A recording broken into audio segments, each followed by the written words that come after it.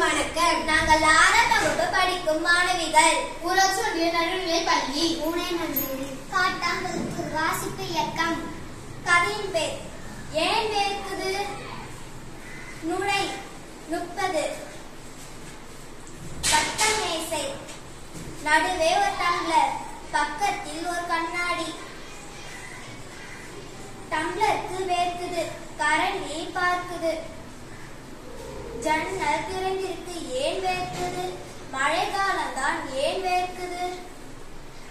காத்தாடி சுற்றுறது, ஏன் வேர்க்குது. தனியாதானே இருக்குது, ஏன் வேர்க்குது. கரண்டிக்கு ஒரே குழப்பம், பாப்பா வந்தாள். கரண்டியை எடுத்தாள், டம்ளரில் போட்டாள். கரண்டியால் கலக்கினாள், கரண்டி ஊவியது. அட ஐஸ் கட்டி. நன்றி. அனைவருக்கும் வணக்கம். நாங்கள் 6ஆம் வகுப்பு படிக்கும் மாணவிகள். ஊராட்சி ஒன்றிய நடுநிலைப் பள்ளி பூனைமஞ்சேரி காட்டாங்குளத்து வாசிப்பு இயக்கம். புத்தகத்தின் பெயர் எறும்பும் யானையும். நிலை நுழை. புத்தகத்தின் எண் 22. கதை சொல்லலாமா? குட்டி எறும்பு பெயர் டூடு.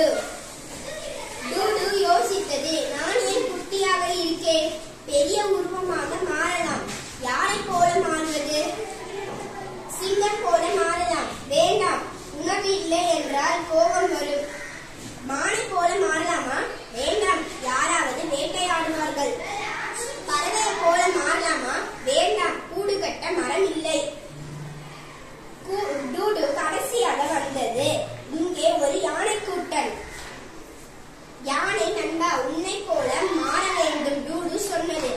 என்ன என்றது யானை.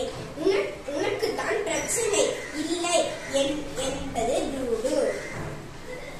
இங்கே வா, இந்த குளம் பார், இங்கே மனிதர்கள் அடிக்கடி வருவார்கள் என்றது யானை. இங்கே பார், கண்ணாடி பாட்டில்கள் காலை குத்தி கிழிக்கும் சோகமாக சொன்னது யானை. குளமே குப்பையாக இருக்கும், இதோ இந்த பை வயிற்றுக்குள் போகும் என்றது யானை. இந்த நீரை குடித்தால் நோய் வரும். என்னை வேட்டையாட மனிதர்கள் வருவார்கள் பயந்து சொன்னது யானை.